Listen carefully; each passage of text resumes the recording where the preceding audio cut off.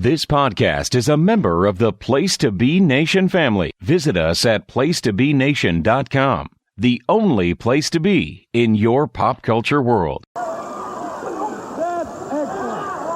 Come on, guys. Come on back in. Now that that's out of the way, you know, I haven't seen Magnum PA around here today, but I've seen Dusty Rhodes, and he's been making a lot of big talk about what a great team they are. I'm wondering if he wants to come out here and show these men just how tough he is. Come on, Dream. Come on, Dream. Can you hear me or do you want to hear me? I know he probably parked his horse outside. Oh, okay. Hello, Mr. Dream. You certainly have a very nice looking hat. Did you get a free bowler suit for that hat? You've been saying you're a big tough guy, right? You're a big tough guy. You look tough. You look real tough. Wait a minute. You know, you've been saying you're a real tough guy and a real tough team. Wait a minute.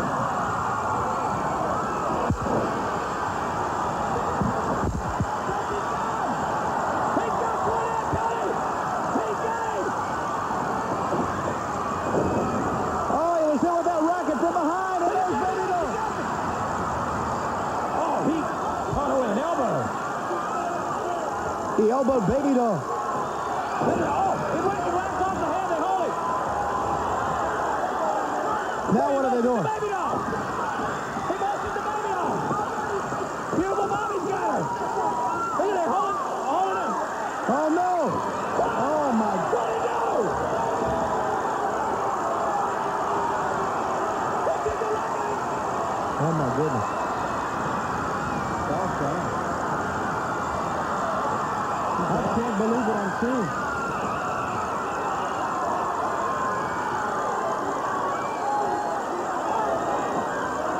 Baby Doll is down. Dusty's down. Dusty's down. They held him. They wanted him locked. I am absolutely speechless right in the midsection with a tennis racket on Baby Doll. High keeper. What in the world? Big man, aren't you? You're a big man. Yeah, but big man, you're nothing. You ain't nothing. That's good. I do a lot better without you. Let me tell you something, Dusty Rhodes. American Dream. That's a big show in American Dream right there. You ain't nothing. You are scum. And I just hope that somebody like, hey, maybe Wahoo, or maybe Ronnie Garvin, or maybe one of your other friends, I want you to tell Magnum TA what we just did here today. Because we ain't scared of you, Dusty, and we ain't scared of Magnum TA. And if he wants to do something about it, let him do it. Hey, Jimmy, you know I've always told you, the wrestling business ain't no place for a woman, if that's what you want to call her. The wrestling ring ain't no place for a woman. Even a woman as big, as fat, and ugly like Baby Doll. I can whip you any day of the week, Baby Doll, because you belong in the same category with America's Team. Everybody talks a lot about you, but when it comes time to prove it, you ain't nothing. And I just love the idea of the, you know, modern day king's a modern day cowboy, Dennis. Well, why don't you haul him? Drugstore cowboy. He's a drugstore cowboy. Haul him up on his horse. Start him out. This ain't no place for women in this sport. This ain't no place for some men. You call that a man? I call that a piece of garbage. America's Team. Well, this is America's Team right here. The greatest team in the United States of America. The greatest team in the world today. The Midnight Express. And we'll stop at nothing. We'll quit at nothing. We'll do anything to prove to everybody that we're the best there is, darling. So you just remember that, Dusty. And like I said, please, please, somebody send that message. Somebody get on the phone right now and call Magnum TA. They're going down the aisle right now.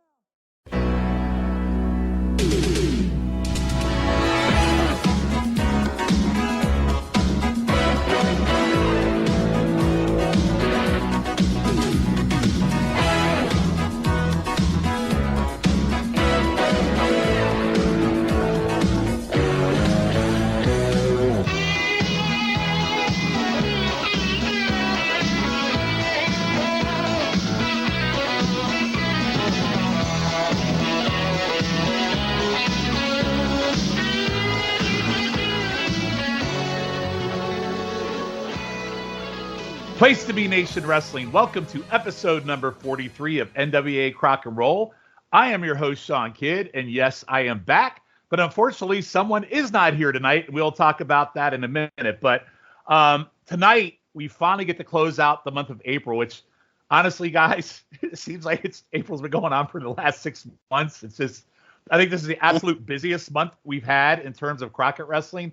I can tell you for a fact, from a note standpoint and the amount of work trying to track stuff down, this month almost killed me, which it did. That's probably why I was out sick on the last episode. But anyway, really appreciate you guys closing out the Crockett Cup. I think you guys did a spectacular job in my absence, and I really appreciate Calum kind of leading that pack. And unfortunately, Calum's not here with us tonight.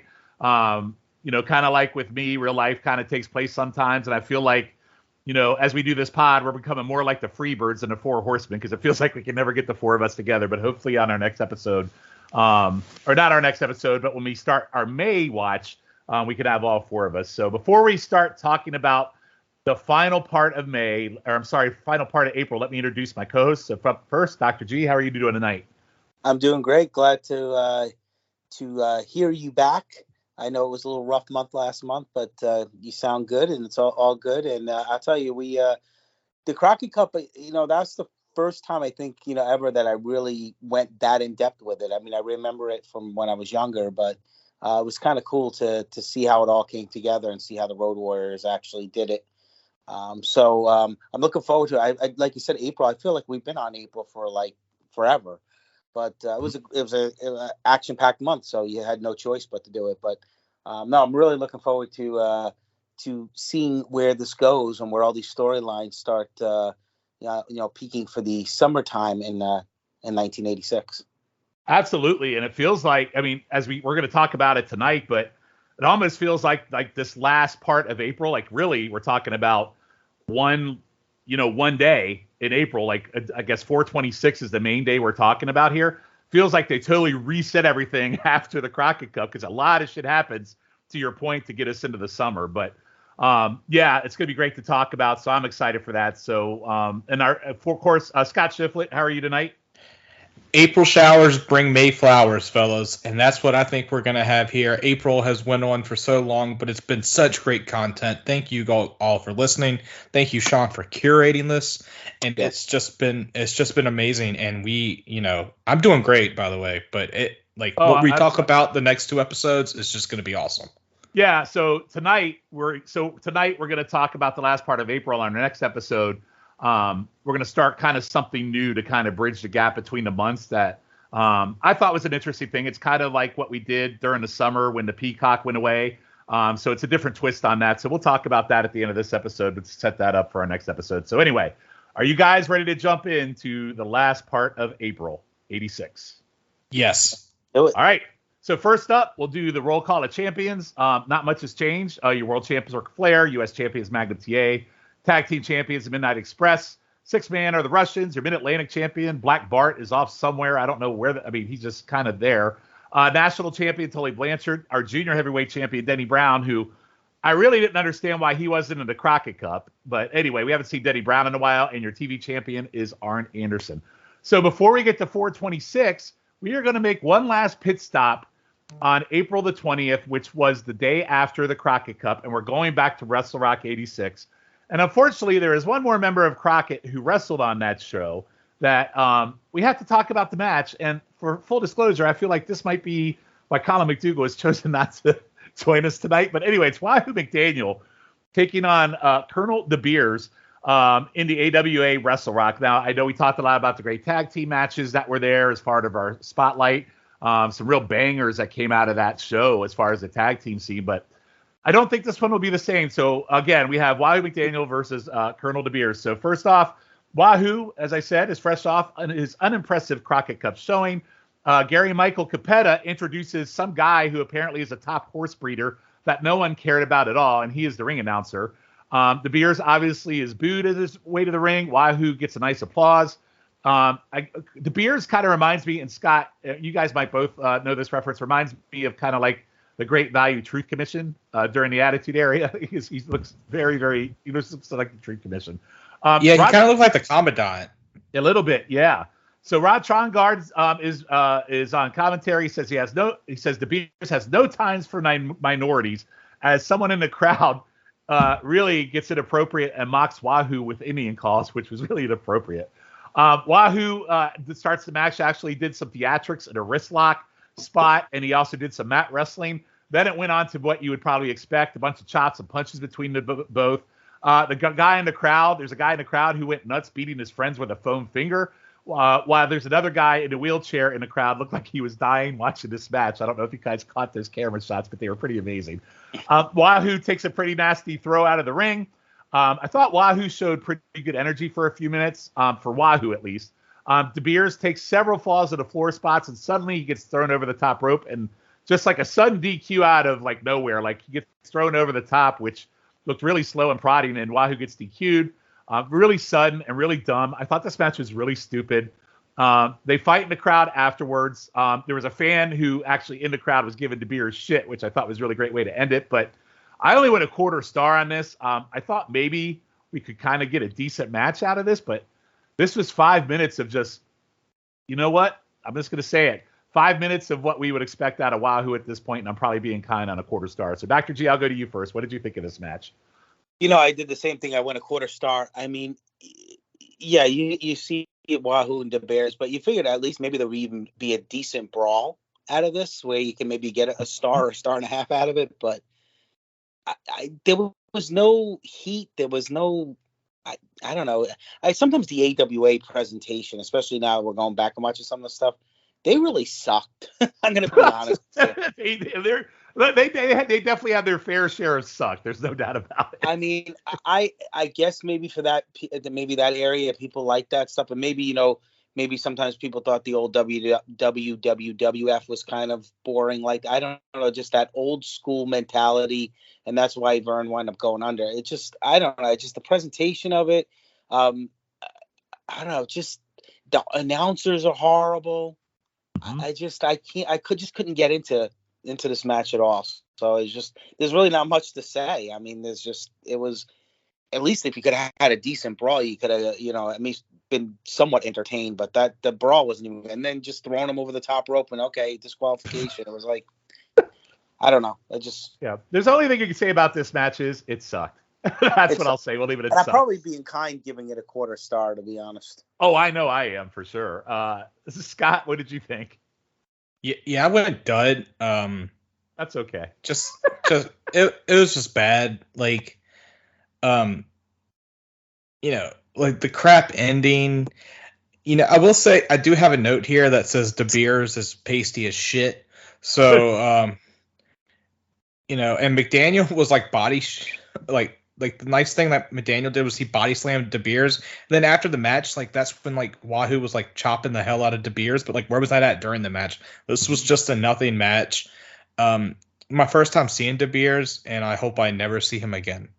Well, you never know. As we do the spotlight pieces, as we go through the '86 stuff, you might see more of him. But you might see better Matt. He actually does have a pretty good feud with Jimmy Snuka, believe it or not, Scott, in '86. So you might see that, but we'll try to avoid him with Wahoo ever again. So, all right. So we're off to a really crappy start with that match. So we're going to jump right into, we're going to go into Crockett, April 26th. This is the date we're going to cover today. A lot goes on.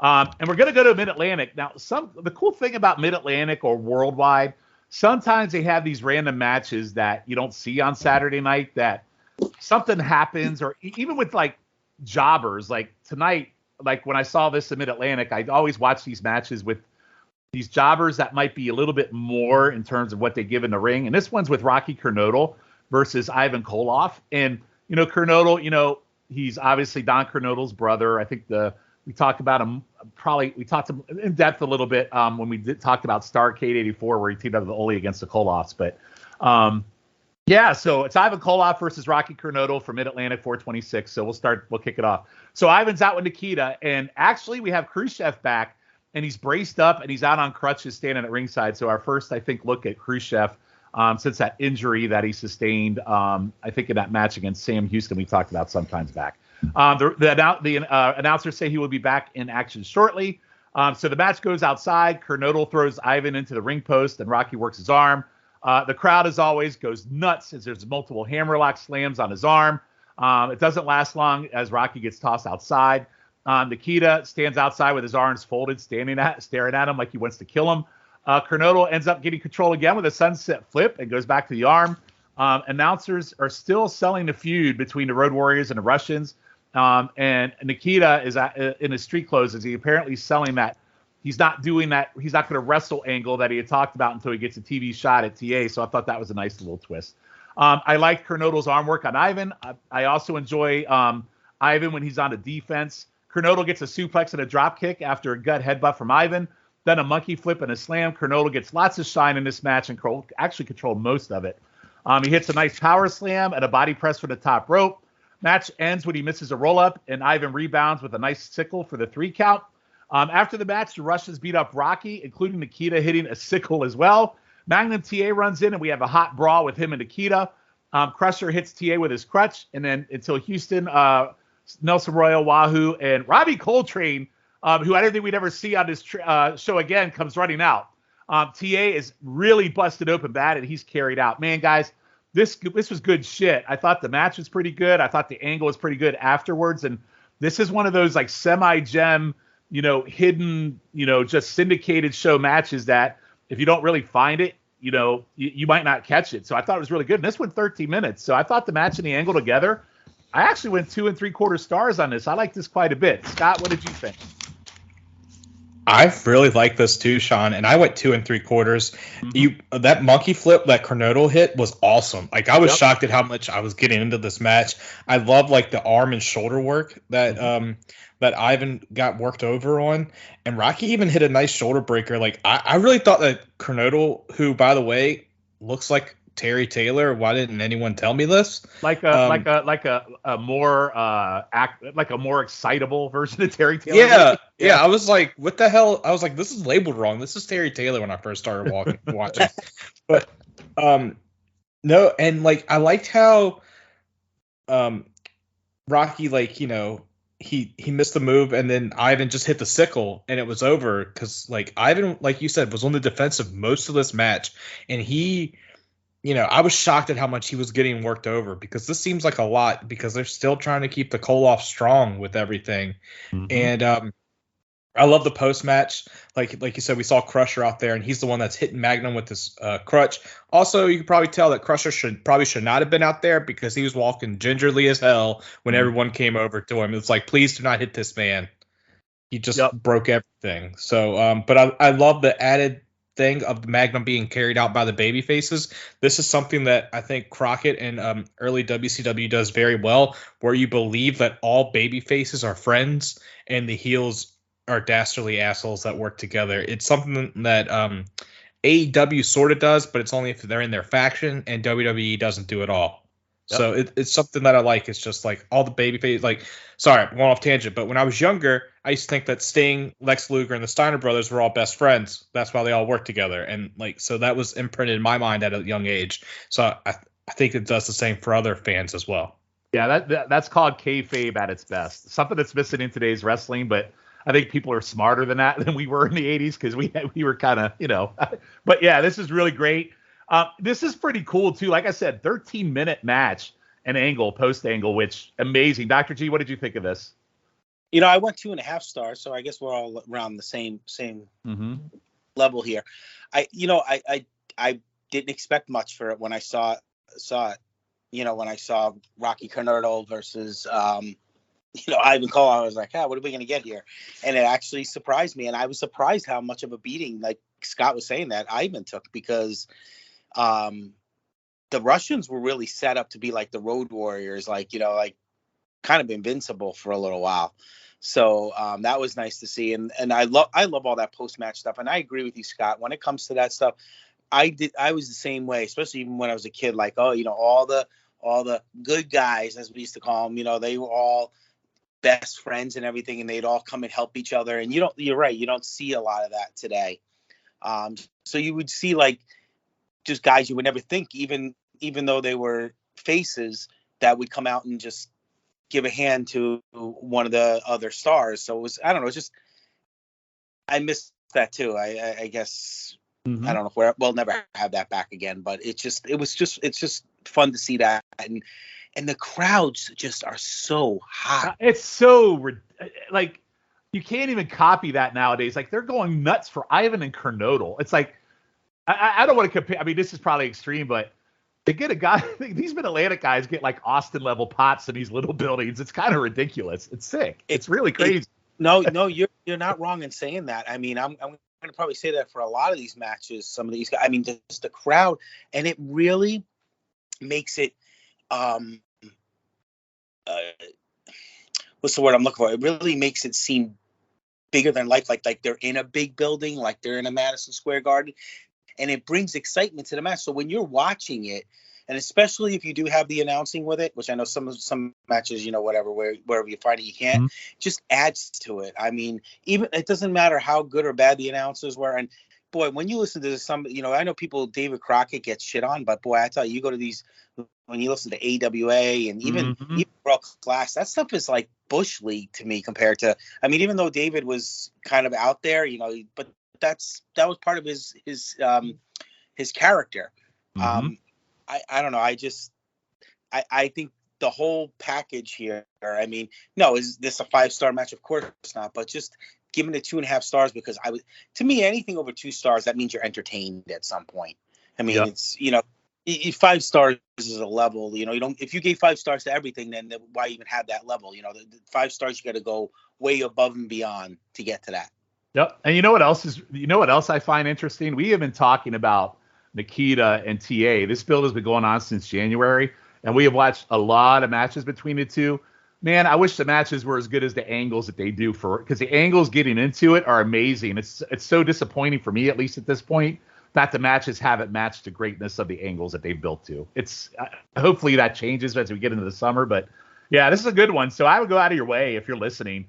I would definitely go out of way to check this out. This is on Mid-Atlantic 426 on the Peacock Network. Really cool, neat little hidden gem and a hell of an after match. So really good stuff, or after angles. So good stuff. All right, so we are going to move over to Saturday night, and we will spend the rest of this show primarily talking about that. So really big, like this is a very, very, what I'm going to say, angle-heavy episode. And what's amazing is I think like the majority of the angles that you hear about in this show tonight actually took place like literally the Sunday after, the same day that Wrestle Rock took place. A lot of these things happened the day after. So it's almost like a reset on so many levels to get ready for May. Okay, Crockett Cup's out of the way. Now we're going to reset. And it's crazy the amount of stuff. So we're going to go right into it. Saturday night, 426. So one note, the show opens with the announcers discussing Baby Doll being severely injured by Jim Cornette and the Midnight Express. And they do talk about the Road Warriors winning the Cup. And then they talk about an injury to Ricky Morton. So like I said, these are 3 like things that have literally happened. The Crockett Cup was literally just a week ago. So we're going to start off with our first promo tonight. It's going to be Valiant, Jones Army, and that whole deal. So the announcers discuss how Paul Jones and his army are happy about a lock of hair that they got off of Valiant. And then Whatley is trying to take care from all his victims at this point.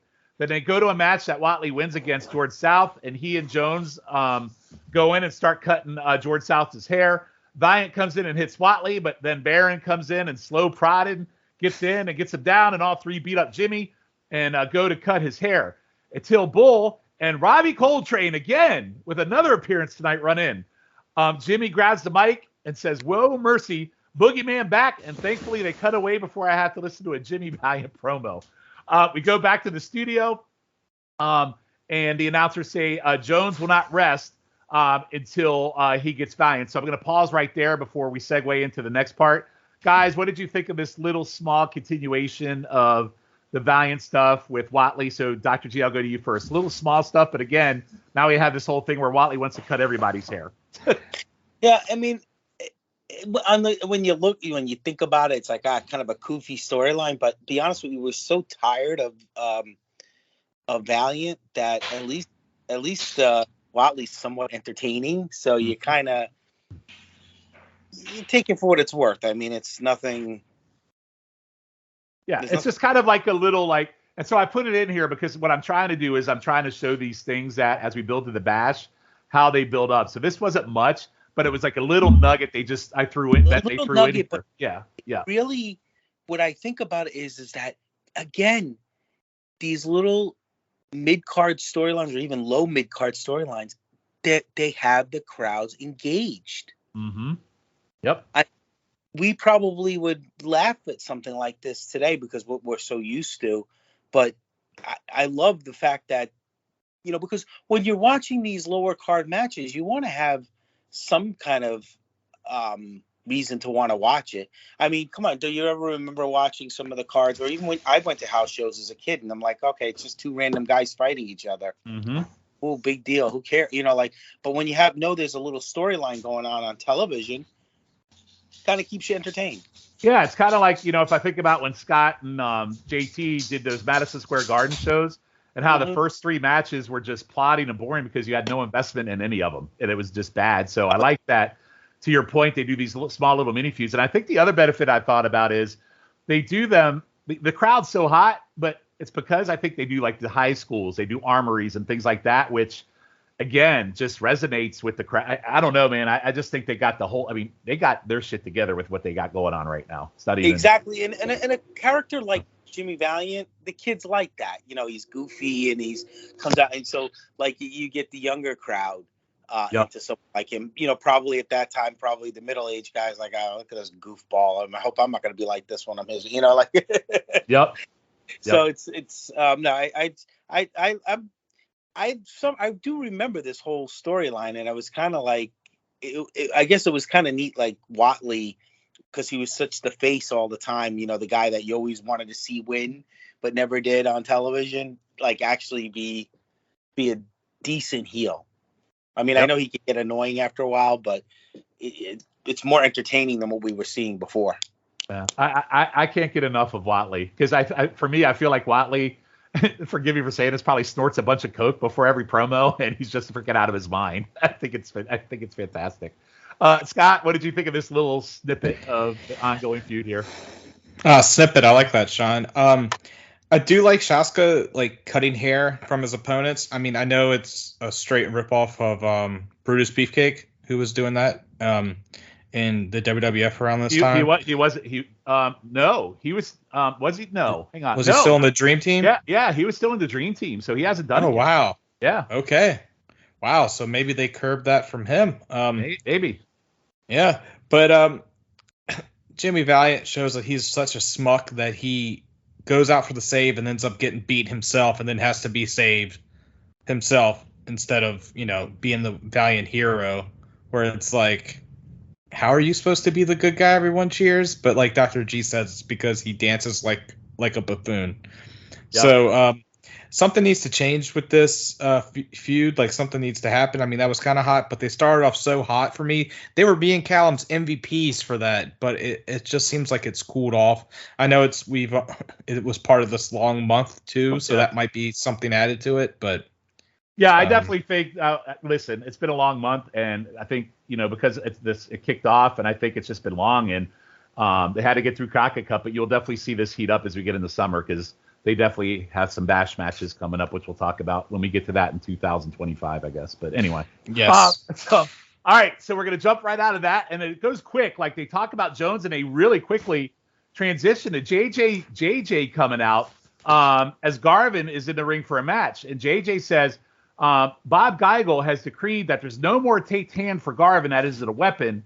And he yells at Pee Wee Anderson, who is the ref, that Garvin needs to take his hand, take the tape off. And Garvin just stares at him like JJ, like he wants to kill him. The tape comes off, and JJ says he was very concerned for Garvin's opponents, and it's taken him 5 minutes to unwind all the tape. So really good sell job on the tape being a weapon and Garvin being pissed off. And so after the match. Garvin comes to the podium and cuts another really bizarre promo. Remind me of, just about everyone making a big deal about his tans and they're a bunch of crybabies. Then he goes into this whole, I'm a proud American and some guy causing terrorism and he didn't want to listen. So in the middle of the night, we bombed him. Then he tells the Horseman to watch out in the middle of the night. He might be in the bedroom looking over them. And then when he opened his eyes, last thing they will see is his knuckles. And so what he basically does is he's threatened to kill them all. And he says a lot of people don't like the Horseman, and he's not alone. And then the final promo later on for this little feud as well, which is building, JJ and Tony come out. Tony says the tape's off Garvin. Ricky Morton's injured, and it seems like things are going the Horseman's way. JJ then says the flower shop in Charlotte is busy sending flowers to Baby Doll. He doesn't understand the big deal. Injuries happen every day. Says she should be in the kitchen. Tony says you have to intimidate people. And then he brings up morons in their injury. He talks about Dusty's foot, Garvin's hand. He goes, that's intimidation. When you get in the ring with the Horsemen, you're in the ring with the big dogs, and we hold off the hardware. And that's the bottom line. So, guys, I love this whole so fast. You got the angle where the tape comes off. You got Garvin cutting one of his bullshit, batshit insane promos, and then Tully kind of ties it up with a bow. So, G, I'll go to you first. What did you think of this whole thing? I love it. The thing is just when Tully's on, let me tell you, he's just as good. I mean, he's probably just a step below Ric Flair and Arn, but when he's on, he's phenomenal. He's just and just amazing the things that they got away with in those days. The things they're saying, when it comes to Baby Doll and stuff like that. Yeah, I mean, he beat up a woman. What's the big deal, right? I mean, it's like, what are we doing? Exactly. I mean, it's just, when I could sit there and I'm watching it and I'm laughing and I'm just enjoying it, then I just know. I mean, I have to say, that's one of Tully's best promos. I think 100%. I loved his promo. I thought it was great. And they think about it when you're younger and you're really into the whole kayfabe. You just want to punch this guy. You want to beat the heck out of him. You want to see him get beat.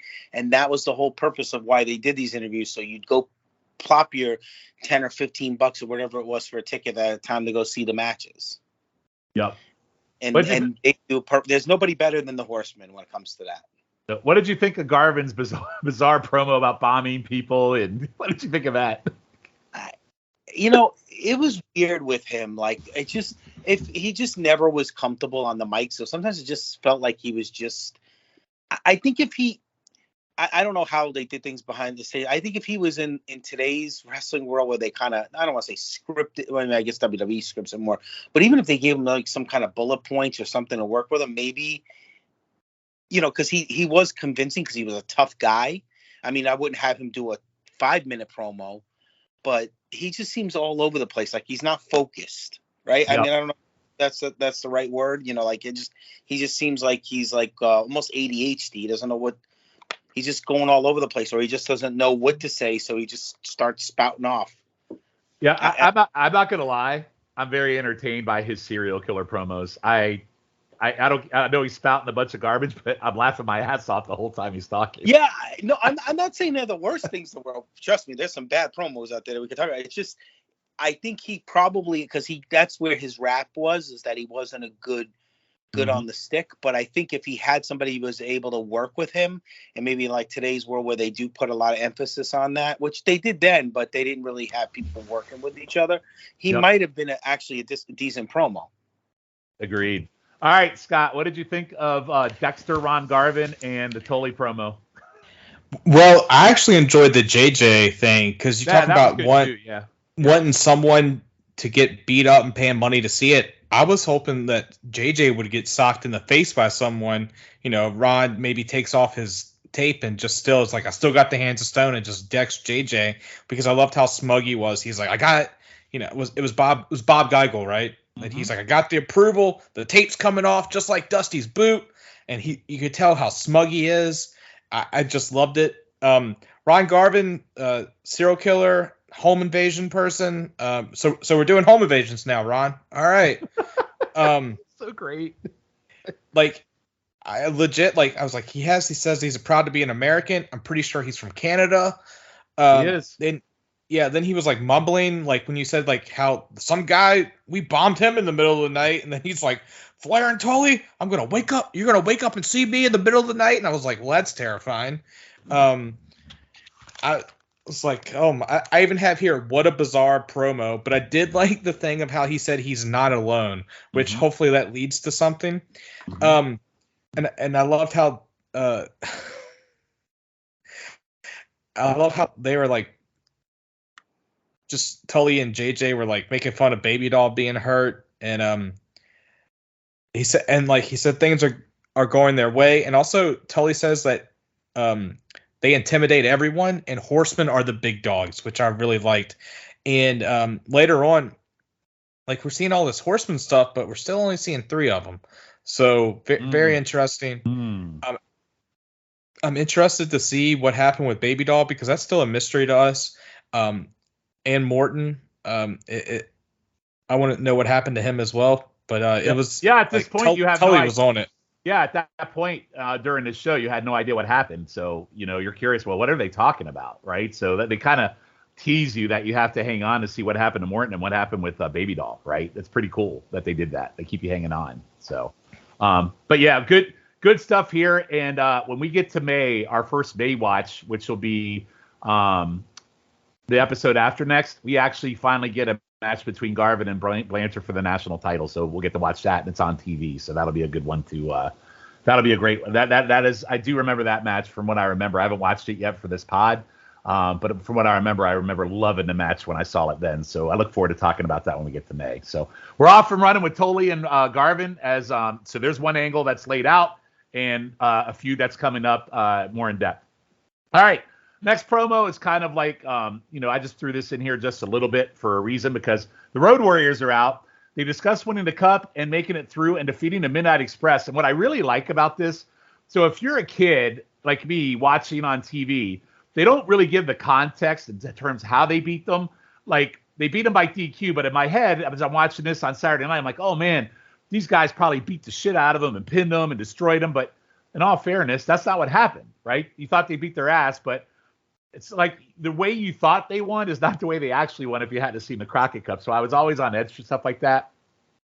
They said they are setting their sights on the tag team titles in the Midnight Express. I also like them discussing the 24 that they beat all 24 teams in the Cup, and it makes it feel like they moved over all 24. So as a freaking kid, that's what I thought. I thought they just went in and beat the shit out of all these 24 teams, which I thought was great. I thought it added definitely to their mystique. And, you had it, like I said, in their head at the time that they killed everybody in the tournament. Then they talk about a double chain match with the Russians in Baltimore tonight that Hawk goofs on at first. Like he calls it a cage match, but he's not real sure what match he's having. And then he says the Russians are a crotchety load of buzzard barf. Scott, what did you think of this one briefly? I think Hawk took a bump before he went out there. Yeah, I had no idea what match he was having tonight. Yeah, I was like, oh my God. I did like how Ellering said they were setting their sights on the Midnight Express. Maybe Road Warriors are going to go for the tag team gold. I do like that. But yeah, like Hawk was all over the place. He said, and then like he reiterated what Ellering said and was talking, like it was just like he was repeating everything. And it was like Ellering was like his ventriloquist dummy, because like it's like he whispers like, oh yeah, we're coming for the Russians too. In a cage match. I wasn't there this last time, but I was there. Be there this time. It was like, dude, you need to stop shooting the monkey steroids into you and stop with the cocaine, Hawk. Like, relax, man. But yeah, when they talk about 80 wrestling's cocaine promos, that's one you can point to. Yep. Yeah, he's coked out of his mind here. Dr. G, what did your thoughts on it? That's exactly what I wrote on here. He's coked out. And especially, when I used to listen to Animals podcast, and he told some of the issues that, and everybody would have thought that, then Animal was like the big party or two, and he wasn't. He wasn't into that scene.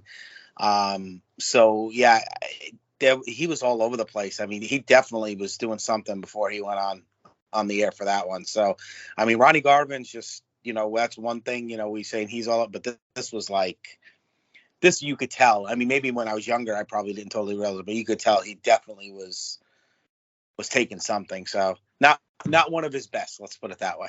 Yep. We'll hear from the Russians a little later on too, which is funny because they actually shit on Hawk a little bit from low in the promo. So we'll get to that in a little bit. All right. So we're going to jump into Ric Flair and Ricky Morton and what's going on with these guys. Remember before the Cup, they had this confrontation between Morton and Flair, and so they've been building to this. So David Crockett says, Rhodes and the Rock and Roll Express are causing Flair a bunch of jealousy, and he says Ric Flair is losing it. We then cut to a 6-man elimination match that, as I researched it, was from 420, which again was the day after the Cup, and it was at the Greensboro Coliseum, and it was a match between Arn, Tully, and Flair versus Dusty and the Rock and Roll Express in a elimination match. And I was just thinking to myself, man, I bet that would have been great to see live. But we get the final moments, and Morton actually pins Flair with a small package to win the match. Flair is super irate, and later on that night, I don't know if it was right after the match or not, but the Horsemen go right into the locker room and attack the Rock and Roll Express. Announcers say they never in his career has Flair attacked anyone in the dressing room. Flair grabs Morton and runs his face in the concrete. And what's really cool is the visual. You can see the blood smearing all over the floor until Dusty runs in and makes a save. And, Flair is snapped. Dave says, you lose control, you lose the championship. So later on, Flair comes out, says David Crockett said last week he would not keep his title versus Dusty in New Orleans. And he flaunts the title and said he does not expect to see Dusty Rhodes in the title picture for a long, long time, as the camera keeps panning to all these girls who just keep giving Flair the F me eyes. I always love when they Flair's out and they pan to all the women in the audience. It's really great for his character, I think. He says, Morton, it's no secret all the women in the world fall at my feet because he's Ric Flair. Says he's made an example of Morton and he's now a little bitty ugly duckling and no woman wants that face next to her in a king-size bed. He says now he wakes up in the morning and said, you thought you were a big deal, but Ric Flair changed it. He wanted the world to see that Morton was a punk, and he put him in his place, and he rattles off all these places he's wrestling and to roll out the red carpet. He doesn't care who it is when he faces them. Diamonds are forever, and so is Ric Flair. And so the final part of this, Morton later comes out. His face is all scraped and scabbed, and he comes out with Gibson. It's a really good visual here. This makeup or whatever, how they did it, it looked amazing. Morton says Flair didn't do anything. It took all three Horsemen and JJ to do after he beat up Flair. He tells Flair to blow all his limos and planes out his ear and calls him a punk. He's going to walk that aisle to be the world champ. Says to be the man, you got to beat the man, and he's done it several times. Tells the other Horsemen they are coming after him. Expected more. Listen, the first two parts of this, the Angle and the Flair promo were great. Honestly, with Morton, it was good, but it didn't catch that fire that I really wanted to feel coming out of Flair and what he did to him. So, Scott, I will go to you first. What did you think of this whole Flair-Morton dynamic?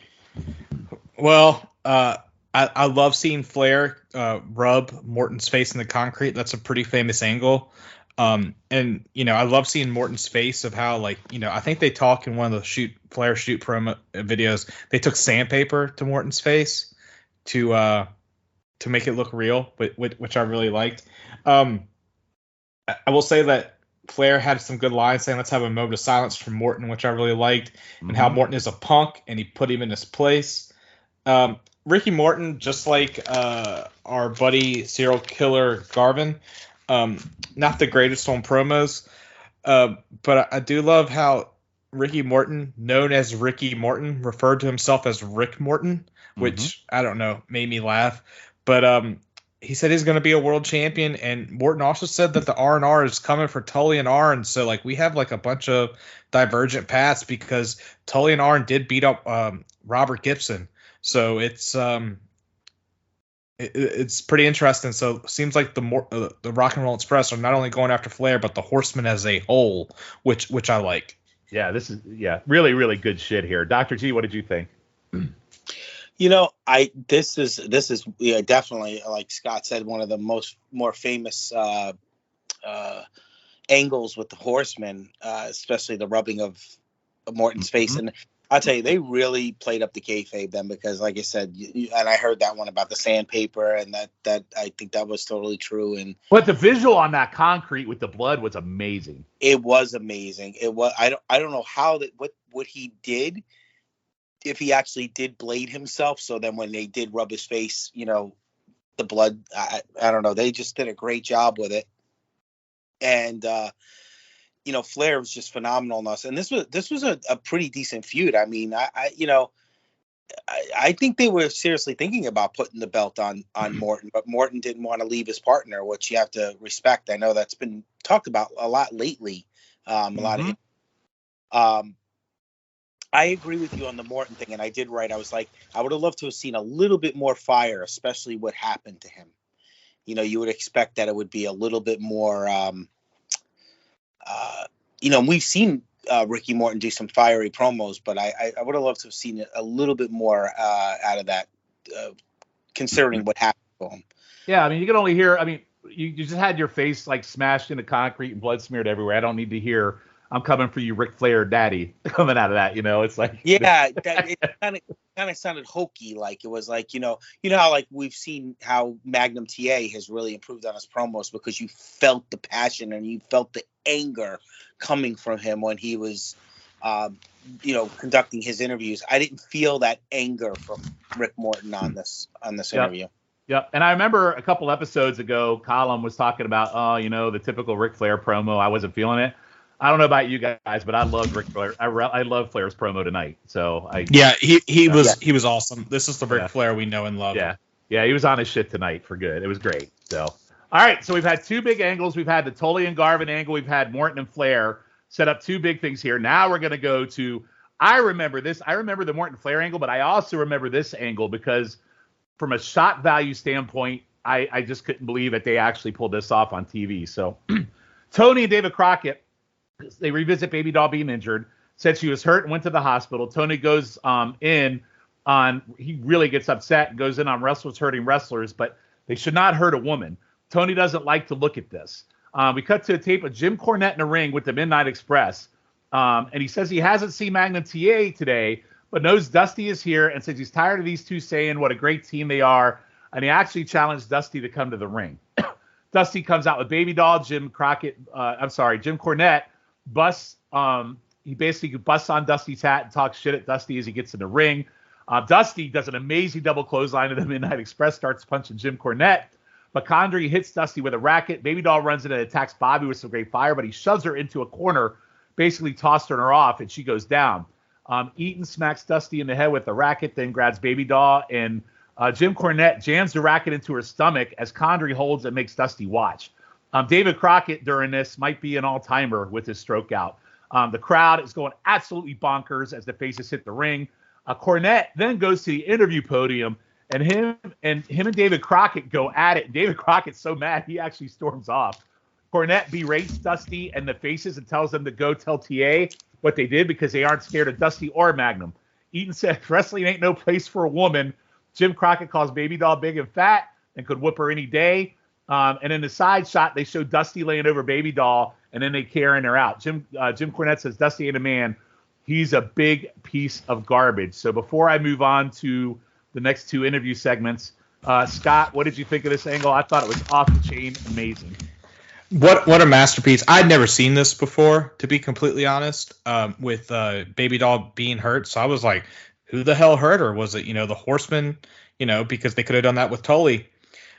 I like that it was the Midnight Express. It gives them fire, which, Cornette has no problem getting heel heat. And you know what? He finally has something for the Midnight Express because I feel like as champions, they've just been floundering. Like, yeah, they really have been. They really have been. So I'm glad that it gives them something.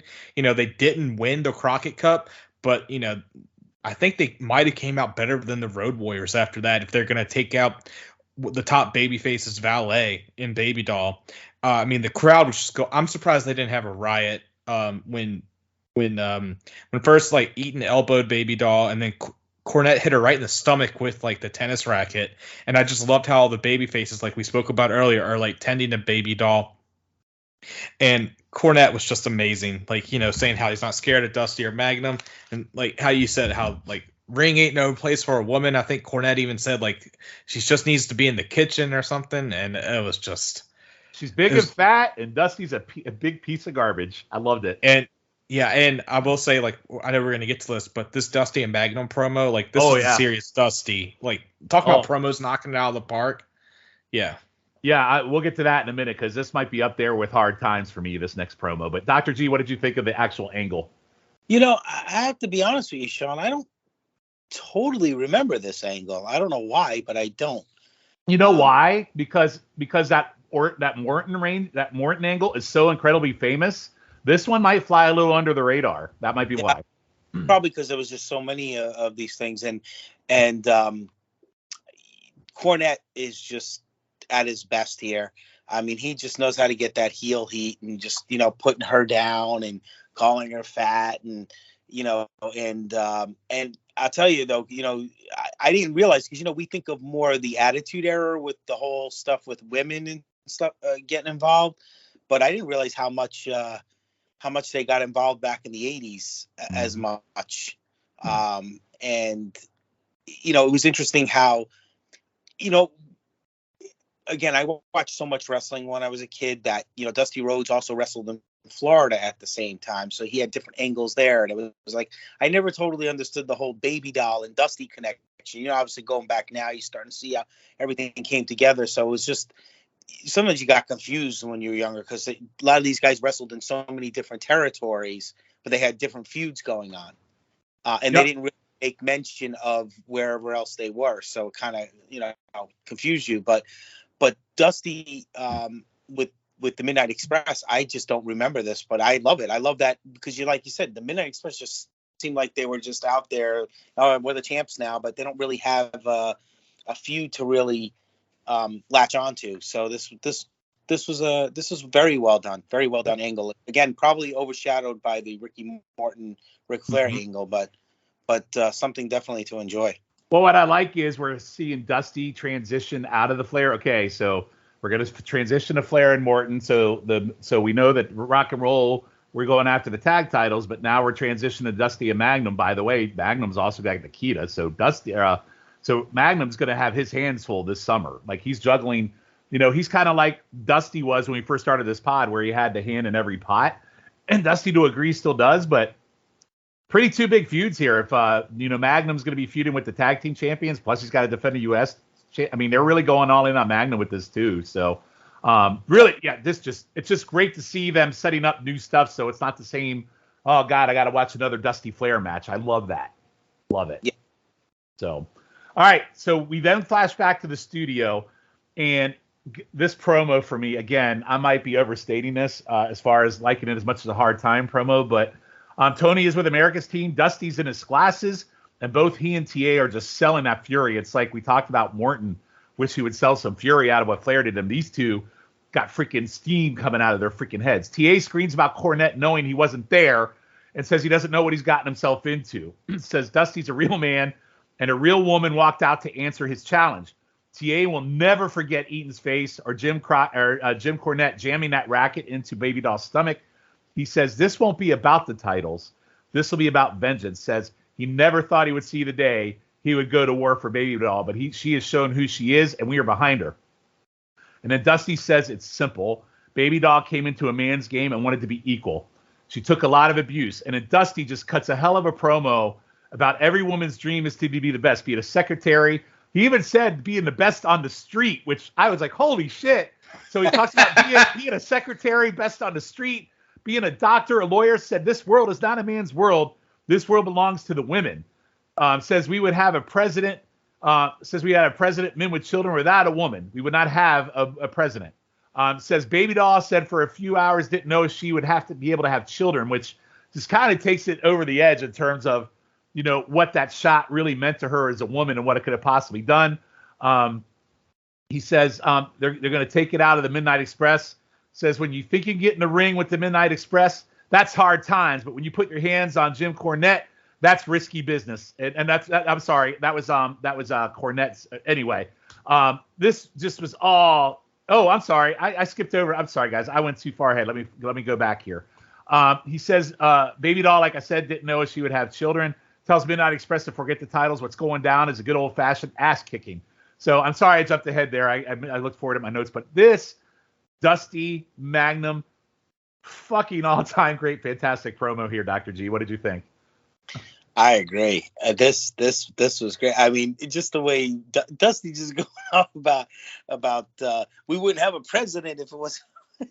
And every woman's dream is to be the best, including being a hooker on the street. I loved it.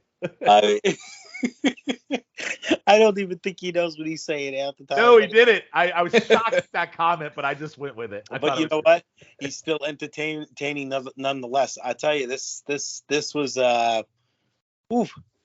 this was right under hard times, I would say, of what we've seen so far.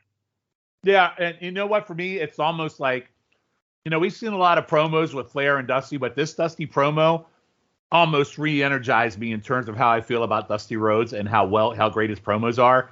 Because I feel like in some of these promos, he just kind of keeps track a little bit and kind of stays the course. This one was a whole nother lelevel, and God, it was so good. But it was good.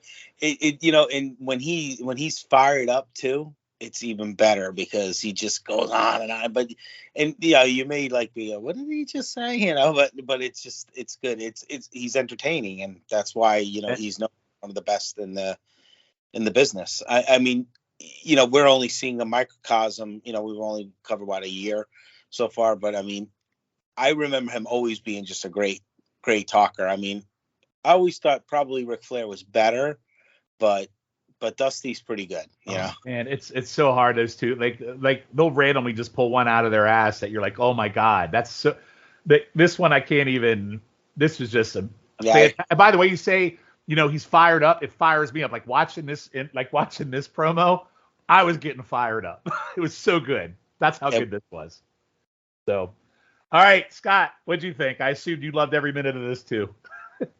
Yes, I did. I'm gonna start off with Magnum bringing up the past with Baby Doll. That's a nice touch, and it rewards the viewers for people who have been there the whole time, because like Dr. G just said, we've seen basically a year, and when we first saw her, she was with Tully, and they had a blood feud. So it's nice to see how he's bringing up the past, how he would do anything for her, and how they're coming for Midnight Express.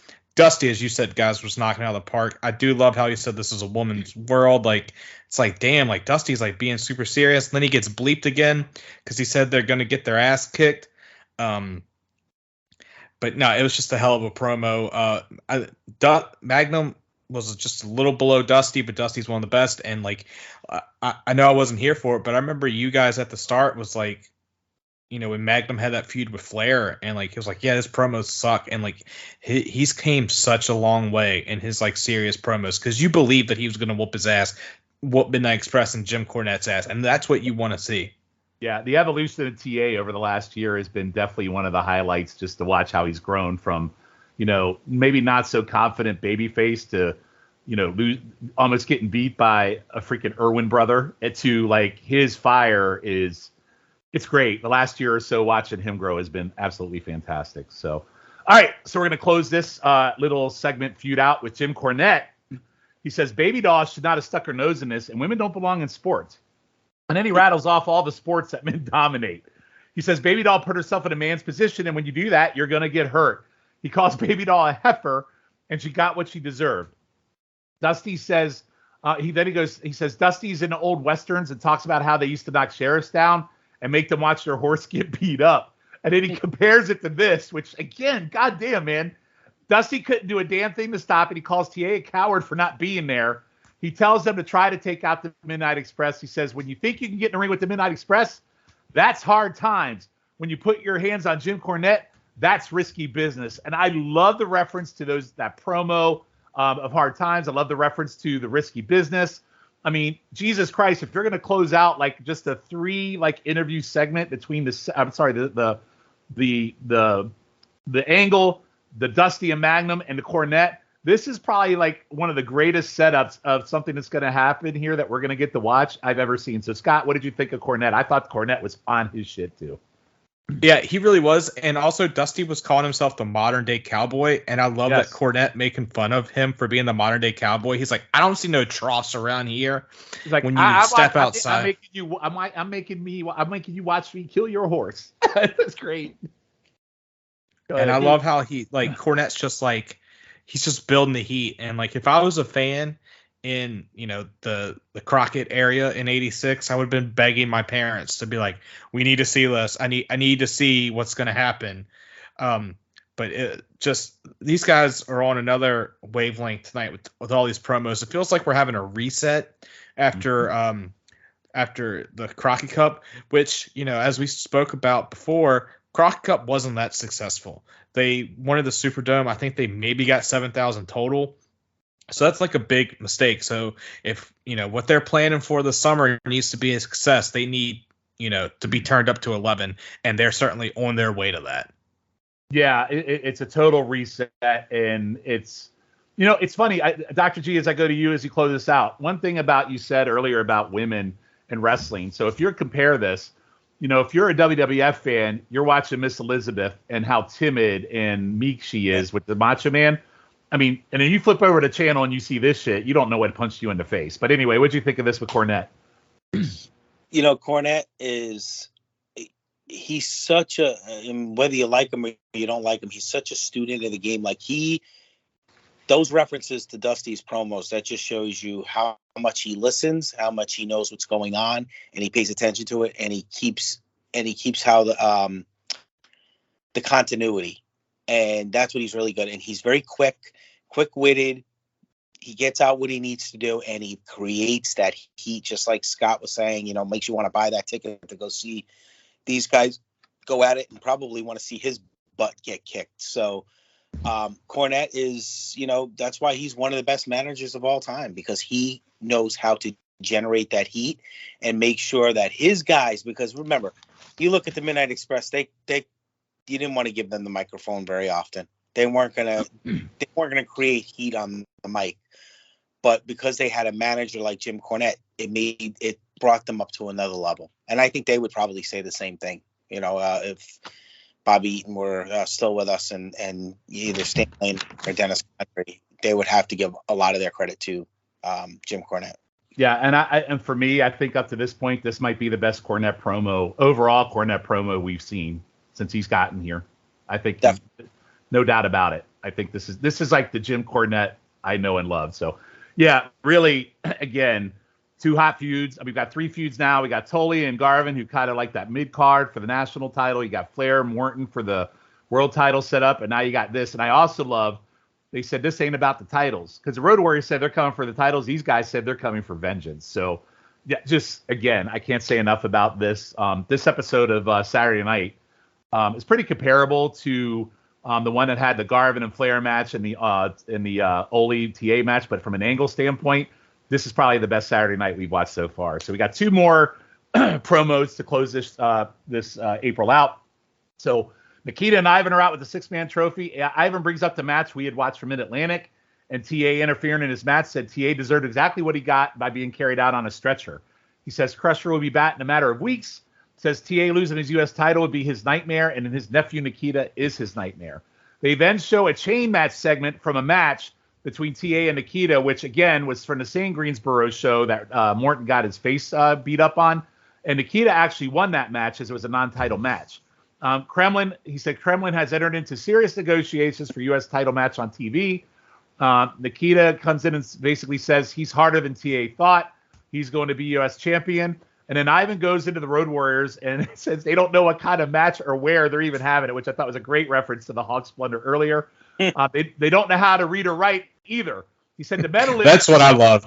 Yeah, they don't know how to read or write it either. So basically, the Meadowlands is supposed to be a cage match, but tonight there's a double chain match in Baltimore, and they are looking forward to it. And by the way, the other note is, FYI, the Road Warriors won both those matches from the Meadowlands and Baltimore from this night. But I added this because, one, it continues the Nikita and the whole build to the TV match, but also I kind of liked Ivan shitting on the Road Warriors. Scott, what'd you think? Yeah, I loved Ivan calling Nikita Magnum's nightmare. I thought that was like, because I just love the Russian nightmare nickname. So like, I love hearing that, because like, even though we've seen those matches and they haven't been good, like the crowd's still hot for all of them. And Ivan saying the Road Warriors don't know how to read or write, I started laughing when he said that, because it was like, these idiots, like they screwed up earlier, and he's like, it felt like Dusty was like, go up there, rip him a new asshole, and we'll just figure it out later. Yep. All right, and Dr. G, what do you think of this little promo here? Well, that's just like Scott said. I agree with you about the Ivan shitting on the Road Warriors, because again, it just shows you that everybody pays attention. There's the continuity there. When their opponents are actually at the desk, they're paying attention to what they're saying so they can respond. That's what you're supposed to be doing. That just shows you how invested they are into the product, because you want to make sure you want to play off that. And that's exactly what they did there. And I was laughing too when I heard it, because I'm like, and that people knew that Hawk had some substance issues, so he definitely was having some fun with that. Well, I do like Ivan, and I'm sure it was a rib saying they don't know how to read or write either, basically calling him stupid. That's just Ivan. I thought Ivan was having fun with that. I thought it was great. So, all right. So we're going to close it out tonight. And with the Horsemen that close out the show, and it's been a long time since we've seen them all at a kind of like a interview environment. So all three and JJ are at the podium. This is after Arn has defended the TV title against the Jobber. Arn says everyone wakes up trying to be someone else. We are just happy to be us. And that's such a simplistic term, a thing of what he said. I thought that was great. Flair says a whole bunch of women in New Orleans call the Horsemen the Good Horsemen. We left town. They all walk around in a daze. Flair says Morton can get all his friends together, and they are the championship rogue, and we do it better than anybody. He praises JJ for guiding them, and all the faces can do is get their butts kicked. JJ says if R&R want to bite off the Horsemen, Arn and Tully would be happy to accommodate in any arena in the world. Blanchard says the other two have covered it all. And then he says, I love this line. They are rich women's lovers and poor girls' dreams. I also like it when Tully, he's wearing his douchey little preppy sweater tied around his neck. I always think that's when he's at his best douche mode. JJ closes it out as Flair screams, how about that girl that called him Sagittarius as he's walking out the door? Yeah, man, great way to end the show. And for me, guys, and I don't know about you, this might be my favorite episode of Saturday Night we have watched in this podcast, just because of everything that's happened. The promos are great. The angles are great. We didn't get any matches, but I didn't need them tonight. So, G, I'll go to you first. What did you think of this closing promo from the Horsemen? Well, first of all, I agree with you on that. Even though we didn't have really any matches, I just the storylines were great. And just, usually when I watch the show, I usually watch the whole show. I have the whole show on, even though you give we're going to cover the certain parts of it. And when you put it all together, it's definitely one of their best, if not the best, definitely we've watched so far. Hopefully that won't be the best one we see, even though this was great. Hopefully we'll get even better the way these storylines are going.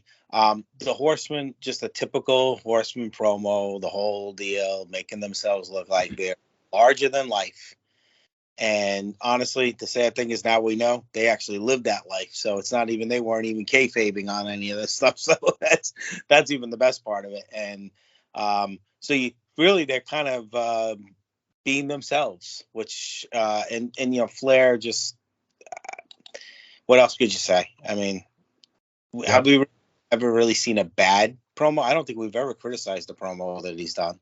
Calum did a Ric Flair promo, but it was kind of a standard Flair promo, and Calum was just saying how, I hope, it's just kind of the same old rigmarole, but it seems like he's got his energy back. So absolutely. Yeah, because different feuds. And I like I said, I know the Ricky Morton feud is he really enjoyed that feud. If you listen to some of his stuff today, he really loved working with Ricky Morton. So by the way, I don't know if you've heard this, but I was talking about how Shiff and I are going to the Ric Flair's last match. It's been announced.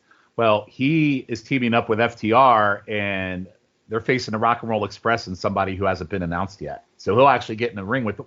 So I think it's kind of kismet that his last match, he's going to be in there with Morton, which tells you how much respect he has. Yeah. And Morton could still go for, Morton's in his, mid-60s or whatever. He could still go pretty good. Yep. If I see Ric Flair take a Morton Hurricanrana, I'm going to lose my shit, Shiff. But anyway, Shiff, what did you think of his closing promo?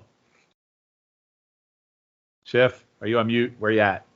Yeah, sorry. I'm going to start off by saying that JJ saying that the camera is filled with greatness and then immediately tells Tony to leave was great. Yes, I forgot that part. Thank you for saying that. Yes. He's like, you're seeing greatness right now, Tony. You can leave. I was like, oh my God, that's amazing. And they were calling themselves the Three Horsemen there. I don't know if you guys caught that, not the Four. And that's always very odd to hear anything more than like the Four Horsemen. So call themselves the Three Horsemen there because Ole's been gone for a bit. To be honest, I know I highlighted those two highlights there, but I don't know. I just didn't feel like it wasn't their best group promo. It's probably because we've been spoiled by so many good promos tonight. That I don't know, it just didn't have the same intensity. It's maybe because we had already seen JJ so much, Flair and Tully as well. I don't even know if Arn spoke in this group promo. So like he did. He basically said everyone wakes up trying to be someone else, and that was enough for me. Okay. I love it. Yeah, I just wasn't. I don't know. Wasn't feeling it, huh? Yeah, Oh. but like I think it's because like all the other promos were knocked out of the park, and this was like a solid double. So well, that's interesting. I thought it was great, but again, it's each their own. I just anyway. We don't have to argue about it. I mean, I want to, but I won't. yeah. All right, so that closes out April finally of April '86. I mean, it's all guns a-blazing heading into May, so I cannot wait to start talking about May. I'm actually excited. It's kind of after 7 episodes of April, I am so ready for May, and I love that they kind of basically rebooted direction immediately after Cup. And again, I think this is why this is probably my. Scott, would you say this would be your favorite Saturday night episode we've watched so far? Oh yes, 100%. Like this, like I grew up watching Crockett and NWA, so this was like I felt like I was a little kid again, freaking out as they're yelling at the TVs. So it was awesome. But like we were talking about, it feels like a reset, and sometimes that's needed. And I think it's pretty ironic that during this time with WWF, like even now in WWE, after Mania, it feels like we get a great reset in April. And here we are in April of '86 getting a great reset, but not from WWF, but with Crockett. That's right. So anyway, so that closes out Crockett for April. So before we end this episode, we are going to do our territory spotlight match, which we will do on an ongoing basis. We'll add, I think we kind of did this a little bit with Crockett Cup, where we'll go to the same date in some territory and pick a match that just to watch and see what's going on over there. So this match is from April 26, 1986. It is Ted Dibiase versus Tenryu in Japan. And I know how much you love Japan, Scott, so that's why I picked this one particularly. And Dibiase, by the way, was supposed to be in a Crockett Cup, and the angle was he was injured, and he was actually on a tour of Japan. So I thought it'd be kind of good to see, okay, what was he doing over Japan? And this was the finals for, I guess, some title called the United National title. I guess it's a title over in Japan. But anyway, as I said, Dibiase was supposed to be in the cup, but he was on this tour of Japan. The match is joined in progress. Dibiase firmly has the $1 million man look at this point with the beard and everything. Dibiase's mat does some mat work, working over Tenryu's arm. He tried to muscle a few pins. Tenryu, after 3 minutes, spins out of it and hits an enziguri. But Dibiase gets a small package and an arm drags him right back into arm work. Tenryu has some stiff forearms and chops and then hits a nice suplex, and then Tenryu gets a headlock. There's more good chops, a neck breaker, a power bomb, and a back suplex. And then there's a behind the back enziguri that sends Dibiase outside. And Tenryu dives through the ropes on him, which again, you didn't see this kind of stuff in 1986, and I very rarely even remember seeing enziguris. There are power bombs there too. There's a savage throw to Ted and Dibiase into the railing. They get back in the ring, and Dibiase hits a suplex and then hits a nice power slam. He misses a back elbow drop for the second rope. There's a sick chop off between the two. Tenryu gets a drop kick. Then there's another behind the head enziguri. An elbow to Dibiase. Tenryu gets a headlock, but Dibiase does the atomic knee to Tenryu leg and into a figure four, but he reverses it into the rope. Dibiase does a spinning toe hold, and he's pushed over the top rope. Tenryu gets a stalling suplex on him back into the ring. Tenryu goes for a back elbow off the second rope halfway across the ring, but Dibiase moves. Ted goes for another spinning toe hold, but Tenryu small package for 3. I thought the first 4 minutes were a little dull, but man, it really picked up steam with some really stiff shots and good wrestling. I actually went 3 1/4 stars on this. I liked this a lot better than I thought, and I was worried because the first few minutes I was like, shit, it's going to be another boring Japan match. So, Scott, I'll go to you first. This match was a banger. Yeah. I really enjoyed it. I loved the enziguris. Like I have them here, and I loved how it seemed at first that Tenryu couldn't get out of his own way. Like he would get some offense, but Ted would just bring him back down, which is what I loved. And it was just, he was working the arm, some solid limb work going there. And like, I love they had a little chop battle. And like, I will say that power bomb that Tenryu did, I think was the world's slowest power bomb. Like I thought when he could get him up, I was like, oh my God, Ted's getting dropped right on his neck right here. Thankfully that didn't happen. Tenryu has some nice enziguris. Like he hit like 3 of them here. And the suicide dive was not, I did not have that on my bingo card, Shawn. I will say when Ted got kicked out of the ring, I even have written down here, we're getting a count out. But Ted actually gets back in the ring and like Tenryu missed the backwards elbow, which I thought was nice. And then I loved, the Great American Bash 90 ending where Ted was going for a figure four and Tenryu inside cradled him. So I went 3 stars. I really enjoyed this match. It's a thing where me and Calum were like, oh, Japan matches, they suck. This was an awesome match. I'm glad I found a Japan match you would like. I won't lie. Like I said, I was a little worried the first few minutes because there was a lot of limb work, but then it just went like balls to the walls, and it was great. Dr. G, what do you think? Also, Shawn, we didn't have a shit ending. Like, you know how many times we've seen Flair or someone get knocked out of the ring, and I'm like, oh, here's the 10 count or the 20 count. Like, it's gonna piss me off. That is very true. One of the things about Japan is, I have an upcoming episode of Before I Was a Mark where I watch a Japan match that I absolutely loved. But one of the things about Japan is they tend to get all these wrestlers from the different territories. But to your point, when they wrestle, it's going to be kind of some kind of schmaz ending because the territory doesn't want their guy to lose, right? So to your point, it was really good to actually see a finish in this match where someone actually won. So really good insight on that because I agree with you 100%. Dr. G, what do you think of this match? That's the first comment I wanted to make, and was the fact that we actually got to see a finish in a Japan match. I'm the same way. I'm not usually big on the Japan matches, but I was a little worried, like you were, Shawn, in the beginning. But then it did pick up, and it did get better. I went 3 stars as well, like Scott. I actually really did enjoy the match. It's nice to see, because this was what year? 86, right? So this is the same day as the Saturday night we just watched. Yeah, and I think Dibiase went to WWE maybe about 6 months later. Yeah, he's already looking like the $1 Million Man. He's got the whole look already. Exactly. So the power bomb, like you said, I was kind of worried with that one because it was kind of a slow one, and I was like, oh my gosh, I hope he doesn't drop him on his neck. But the Insiguris by Tenryu was really good. Again, I was not expecting that we were going to get a clean finish, but I guess because it was for some, like you said, that United National belt, that I guess we had to have a winner. Would have been very shocked if Ted Dibiase would have won. I have to say that. I wasn't expecting that. But all in all, a good match. I definitely deserves the 3 stars. I know you went a little higher than we did, but I mean, it was only 3 1/4. I just went 1/4 star, so it's all apples to apples. It's fine. I think we're all in the same ballpark. I think it was definitely something on paper that I would not have guessed I would have given 3 stars. Let's put it that way. Not because of who's in it.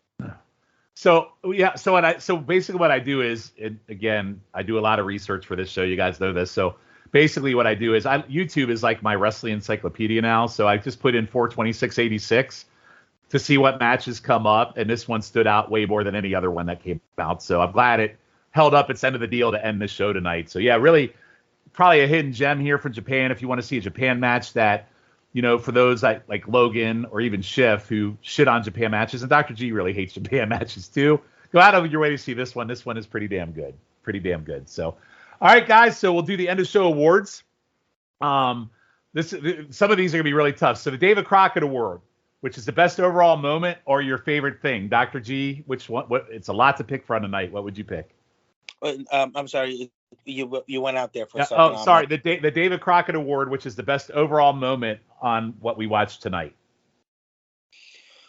Ooh, I tell you, Good luck. This one was really tough. I'm between the Ricky Morton, Ric Flair, and obviously the Dusty and Midnight Express stuff. I thought was really good. So you're gonna go with both. You're gonna go with both. If you had to pick one, no. I have one in particular I'm gonna pick, but there's a reason. You know what? I think I'd have to go with the Ricky Morton one because that's the more famous one. But I have to say the Dusty and Midnight Express one's right under it. I can't. But since I have to pick one, I'll go with the Ricky Morton angle. All right, Shiff. I think I'm gonna shock y'all. I'm going with Tully, Garvin, and JJ. Wow, I am shocked. Yeah, wow. Is there a context behind that?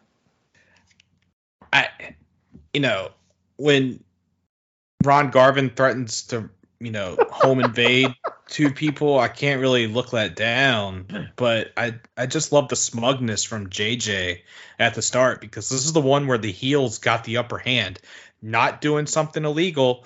They did it by the book, and that's just something I loved. And I love Garvin saying, I have someone coming that's going to help me. Who the hell can that be? I don't know. We'll find out maybe. So for me, I guess we're going to have a three-way split. I'm going with the Dusty and Baby Doll angle, just for the simple fact that from the angle to the amazing promo by Dusty to Jim Cornette kind of rounded out with an even more like a promo of himself. The promos involved in the other two did not even come close, and that's what I'm all in on that one. That takes it from me. I definitely see. I had a tough time, and I'll be honest with you. And to be honest with you, I had the Ricky Morton, Ric Flair, and that when we went over the whole thing with Dusty, and that made me want to actually pick that. I think I'm gonna have to change my mind, because I'm not feeling comfortable. I wasn't 100. I'm gonna have to go with the Baby Doll, Dusty Rhodes, because it by us going over it actually changed my mind, and I think I was going with the Ricky Morton, Ric Flair one just because it's famous, and which is great. I mean, the blood. I mean, it's all great, but I mean, two all-time great promos out of that angle that I can't ignore. I just can't. So, and so Shiff, your choice is not wise, but it's okay. It's all right. You're different, and you like serial killer promos, so you're good. Yes, I do. All right. The Arn Anderson Award for Best Promo. I mean, hands down for me, it's a Dusty and TA. Dr. G? Same. Scott? I'll go with y'all. Oh, my God. That even has to be like I have to go with you? That should be like a slam dunk. I know. It is. But, like, I know it's weird with me not going with, like, the best moment, but the best promo was Dusty and TA. All right. The Dusty Broken Leg Award, the best angle. I'm sticking with this is tough. I'm sticking with the Dusty Baby Doll. Scott? I'm going with Flair. Okay, that's fair. Dr. G? Oof. Hardest choice we've ever had to make on this show. All right. You know what? I'm going to have to go. Pure angle, if you said Flair, I get it. Yeah, pure angle, I have to go with Flair. Yeah. All right. The Jimmy Valiant Award for Worst Match, hands down, Wahoo versus the Beers. How about you two? Yep. Yeah, I mean, we didn't have that many, but yeah, that was a horrible match. All right, and then the Magnum Award, which is best match, clearly. I mean, match-wise, it was Dibiase versus Tenryu for me. I assume it was for you two as well, or no? Yep. Yeah. I love that match. But Ivan versus Kernow is very good, but for a different reason. But from a pure match standpoint, I think Tenryu one was good. The Wahoo Award, this month's LVP. I mean, that's easy. Wahoo. What about you two? Scott? De Beers. Okay, over Wahoo. Yeah. Okay. And De Beers is supposed to be younger. He should have been able to carry a little bit of that shithole match that we saw. Okay. And Dr. G? Scott, I agree with you. I'm going to go with De Beers. All right. Now, this one's going to be tough. The Ric Flair MVP Award for this month. I will go to you first, Dr. G. This one's tough, too.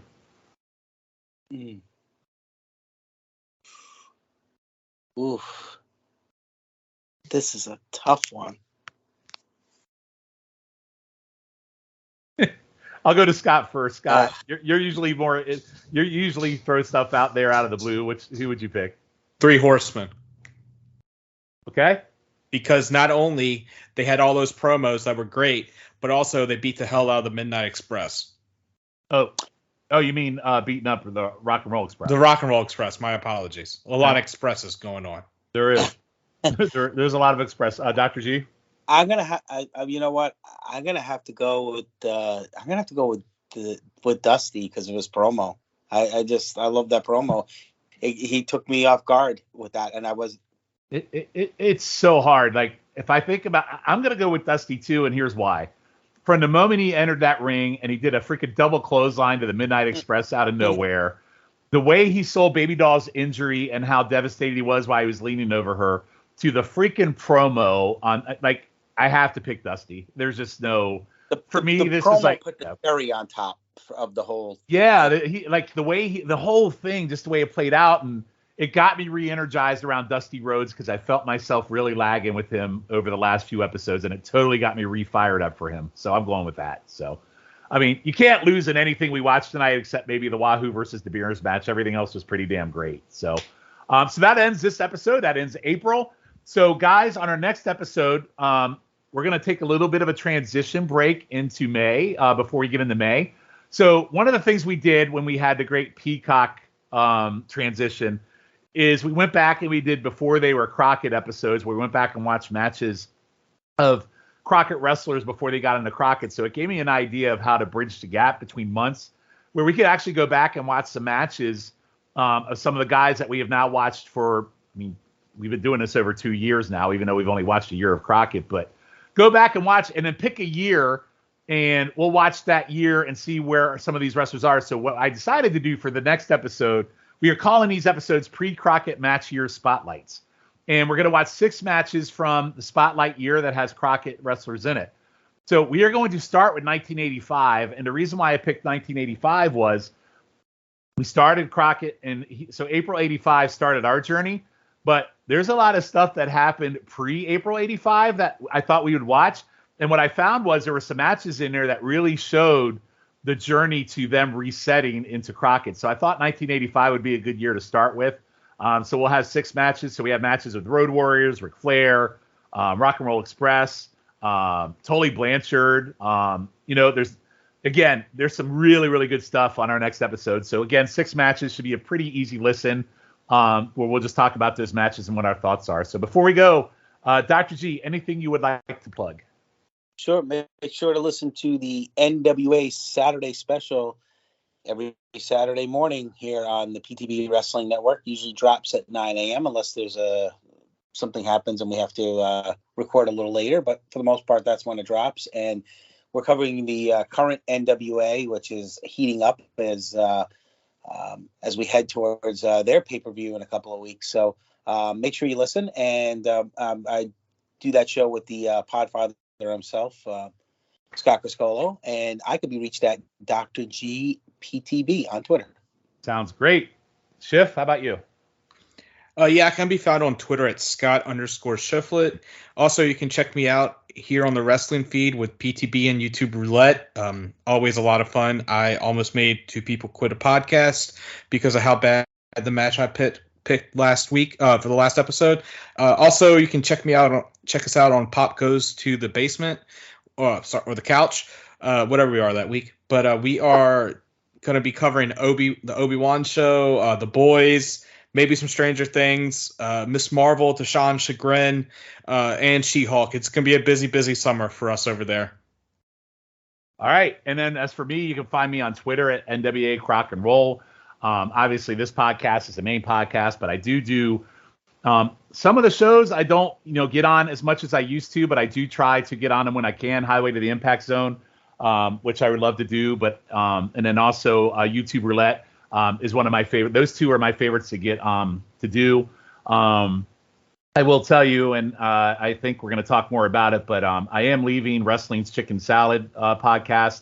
I've been doing that for 2 years, but just time has kind of gotten away from me, and I just don't have the time to do it anymore. But I am doing quick pod blast episodes where I travel a lot. So basically, when I'm on the road, I watch wrestling, and basically, I have a pod that's called Before I Was a Mark, which I know I have at least one listener because I know Scott listens to it. But basically, I pick 3 matches every episode that I watch that predated my actual wrestling fandom. So it's anything like pre-1986 or mid-1986 before I actually started watching wrestling as a kid. And it's kind of like a history lesson where I go, I kind of talk about where all the wrestlers were at the time, kind of a little bit of their history, and then talk about the match. So those are easy, quick listens. It's only 3 matches I talk about, and they're usually anywhere from 15 to 20 minutes tops. So, Shiff, you listen to it. How do you feel about that? Give me a plug. I enjoy it. It's a good, it's a quick listen. I listened to it while I was working. It's a nice little callback because Shawn has discovered he doesn't like Jerry Lawler matches, which he on the previous episodes he talked about a Jerry Lawler versus Randy Savage match, and he just didn't enjoy it, which is kind of shocking because I've always heard good things about those matches, and I watched it back, and I hate to say it, but I agreed with him. Yeah, so so it's kind of cool to go back. Yeah, I do not like Jerry Lawler. I've not watched a good Jerry Lawler match, and your YouTube roulette pick did not help with that, by the way. So anyway, so guys, thank you for listening. It's great to be back and finally getting out of Crockett Cup and being recharged, and we're on our way to May. I'm really super excited to talk about some of the matches we're going to have on our next episode because I think we picked some good ones to talk about. So with that, I am Shawn Kidd. He is Dr. G, and he is Scott Shiflett. We will see you on episode number 44 of NWA Crock and Roll in a couple weeks. Thanks, everybody.